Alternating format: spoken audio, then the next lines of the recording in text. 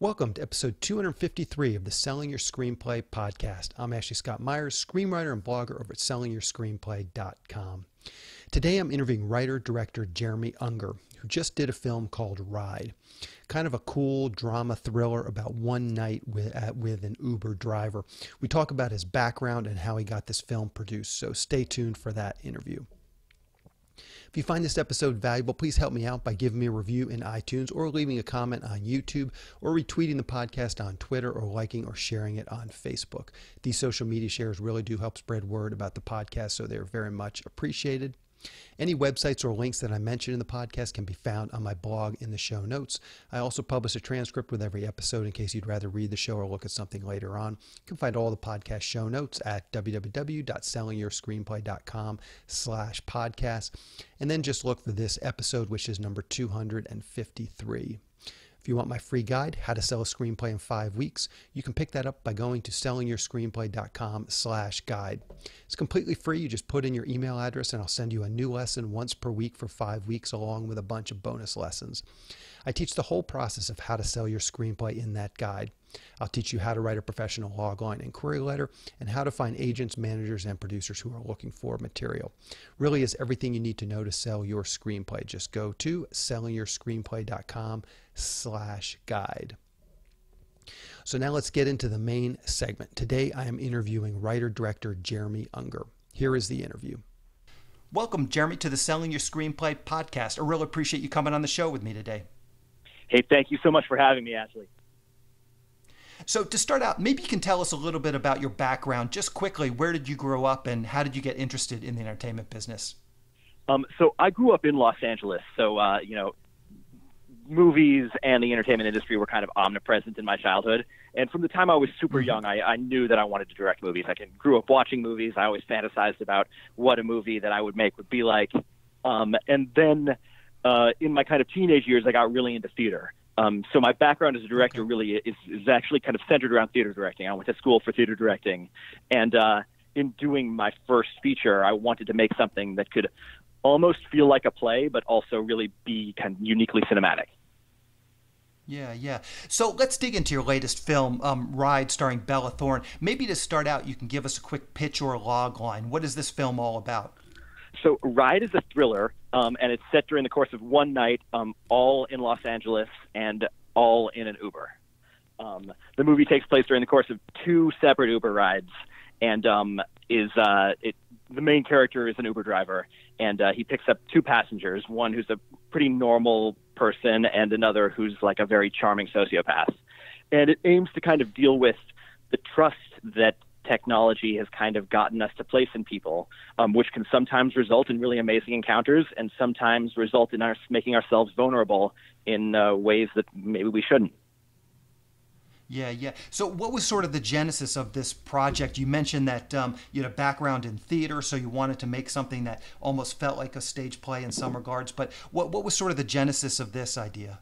Yeah, I mean, I've always loved contained movies, I think partially because of the theater thing and also partially because I think it's a really unique challenge to try to deal with something where you're in this tight space and make it feel visually varied and feel cinematic.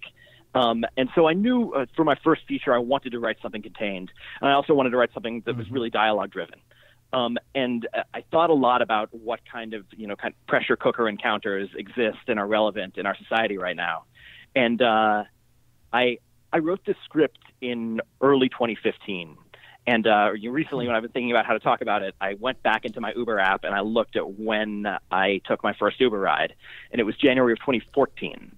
And it's so interesting to me that in like just a year, that interaction had become from something totally foreign, where it's like, all right, there's this app and I get into a stranger's car, to something that I did on a really regular basis, enough to want to write a script about it.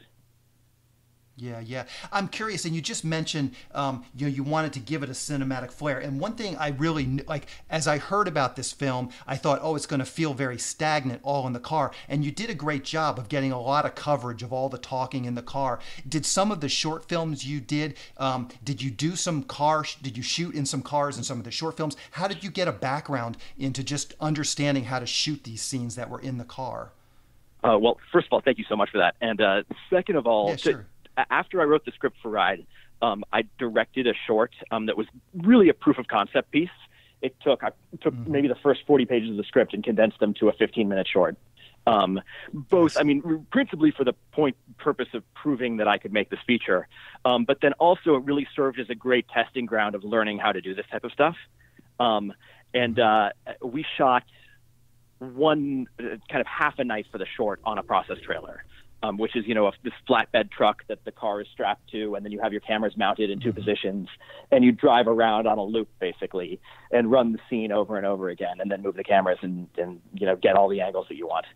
And that was, I think, really instrumental in me learning both how to shoot this thing and how to handle car stuff, and then also how to cut it, because it's a tricky dance cutting this kind of footage, because you have the two cameras, so you can be very free within those two, within the kind of consistent take. But then once you want to cut, you really have to make sure the car is moving at the same speed in the other shot. So it's a really interesting dance that you do with this type of footage. Yeah, for sure. So let's talk about your writing process a little bit. How long did it take you to write this script? And maybe you can even go into what your writing process looks like. How long do you spend outlining the script? How long do you spend actually in final draft cranking out script pages? Yeah, so I did an outline kind of in I think it would have been December of late 2014. And it thing that I was working on. And I got really, some of this dialogue came out of me, and I got really attached to the voice that I found for this charming sociopath. And then I had an outline fairly quickly, probably in a week or two. And then I sat down and kind of in 2 sleepless days wrote, I guess, probably a 75-page first draft of the movie. But that's not really representative of how fast. I wrote that draft and then refined it, for another month or two, then did the short. And after doing the short, still, as I was, sending that to people and trying to get traction, I was constantly revising the script, probably up until we shot, which was late 2016 and then a tiny bit in early 2017. Yeah. And so let's talk about that development process. After you spent a few months developing this yourself, what does that development process look like for you? Do you have some trusted writer friends you give it to, some producers that you know? Who do you give it to, and then how do you interpret notes at that first early stage? So there are kind of 2 key things for me. One is the trusted friends that I do have, like a little community of writers that we share scripts with each other and all that sort of stuff. And then another really big thing for me is having gone to theater school, I have a pretty good group of actor friends, and I always, once I feel like ready, I always call on some friends and order some pizzas or whatever and get a group of people around the table to just read it out loud. And that's really kind of invaluable to me in terms of, one, just getting to hear the words spoken. And, I feel like in some cases a line will just feel perfect, and in other cases I'll be like, oh my God, I got to retool that because it felt right to me on the page, but it feels weird in the mouth or whatever. And then also it's a really nice opportunity to get feedback from everyone at the table about, what worked, what didn't, what was confusing, what wasn't, all that sort of stuff. And then also, this process was such a kind of learning curve for me because it was the first feature that I've directed, that I feel like I also sort of had to learn how to interpret notes that in some cases I feel like a note will be something that is a matter of opinion and the person believes it and my sensibilities might differ.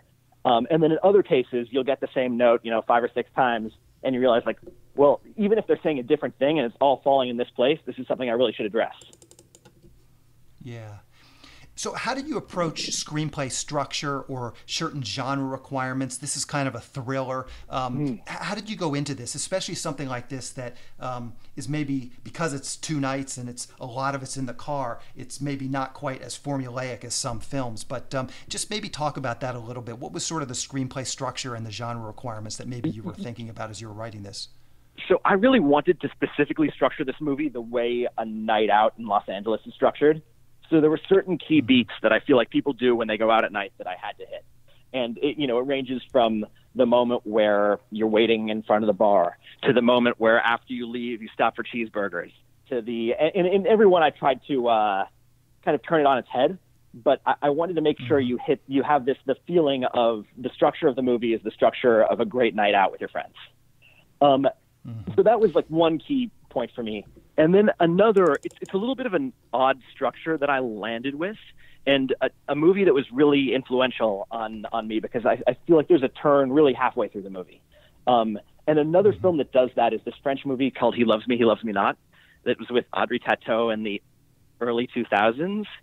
And it's this incredible movie because the first half of it really feels like a romantic comedy. And it feels like, it was marketed in that way, and it has Audrey Tautou, and you think it's this, you know what this French romantic comedy is going to be. And then halfway through the film, you realize that the male protagonist and Audrey Tautou actually don't know each other, and she's a stalker. And it takes this very dark twist. And that was something that I so loved, the way the film turned all your expectations on its head. And that was something that I think was influential in how I structured Ride. Yeah. So let's just talk quickly about how you actually got this produced. So you're done with the script, you've done some reading with actors, you've done some development. What were those next steps to actually get it to producers and actually get the money to shoot this? So I felt that for me as a first-time feature director, to be considered, I would need a short to prove that I could do it.